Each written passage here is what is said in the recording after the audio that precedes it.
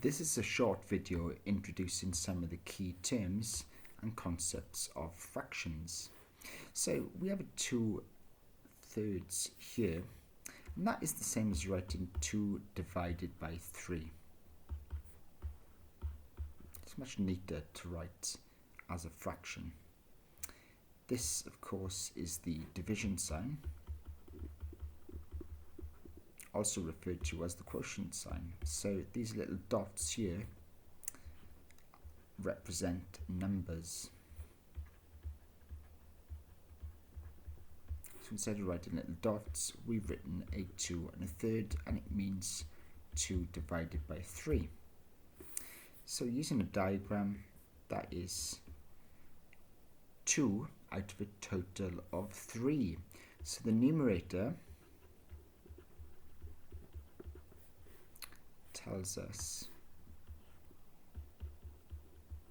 how many, and the denominator tells us the total. So a proper fraction, a 2/3, 1/3, 1/10. We refer to a proper fraction if the numerator is less than the denominator. So let's invert these. Invert means turn upside down. These are improper fractions.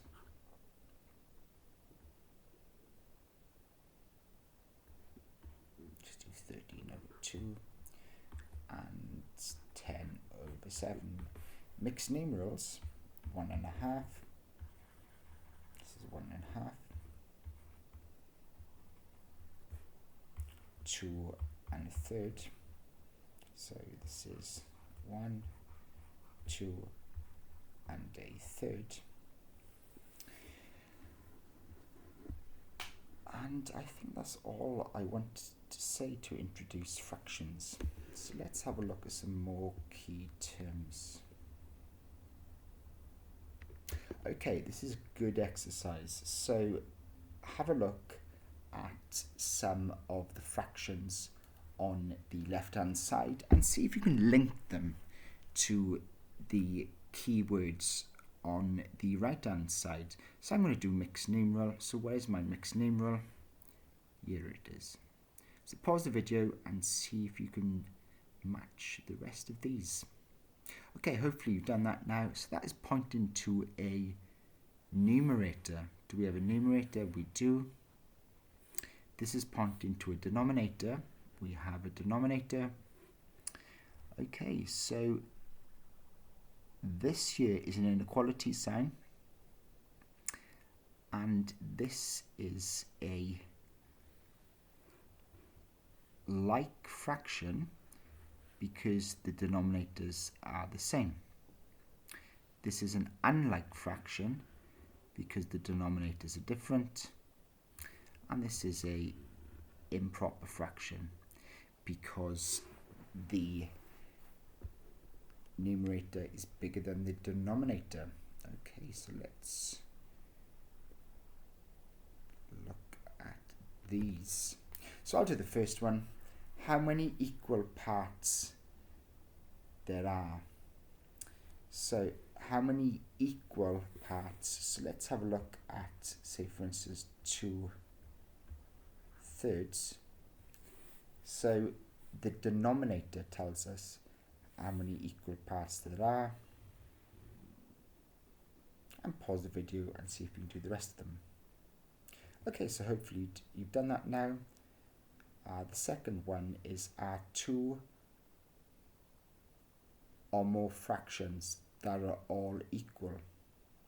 So we need to be looking at equivalent fractions. Let's use red. Is a whole number and a proper fraction represented together? Now that sounds very much like mixed numbers to me, which is there. So that will be a mixed number, or a mixed numeral as they say in Australia. Is a rational number written as a fraction where the numerator is 1 and the denominator is positive? Well, unit equals 1. So that could be 8. That is a unit fraction.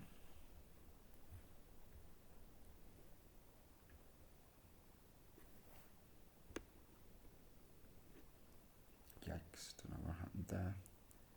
This is a unit fraction. A fraction in which the numerator is greater than the denominator, that's definitely improper. How many parts we are using? I think that's a numerator. Okay, so far so good. And let's look at our last match exercise. So pause the video. I'm not going to do the first one this time, and see if you can match these. Okay, hopefully you've done that now. Fractions with the same denominator. So these are referred to as like fractions. Fractions that have the same denominator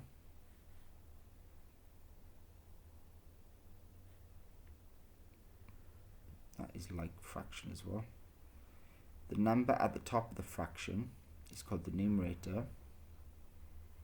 Fractions with different denominators are called unlike fractions. The number at the bottom of the fraction is definitely a denominator. Changing the denominator to have a common multiple of another fraction to make them like. So I'm going to say that is a common multiple. A multiple that is common to 2 or more numbers. I'm going to say that is a common multiple, and hindsight, I'm going to change this. Yikes, it's not good.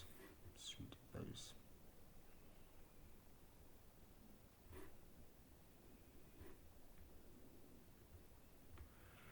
That is converting. Okay, so hopefully your keywords in fractions have improved. Be careful with some of the terminology. The change in the denominator one was tricky.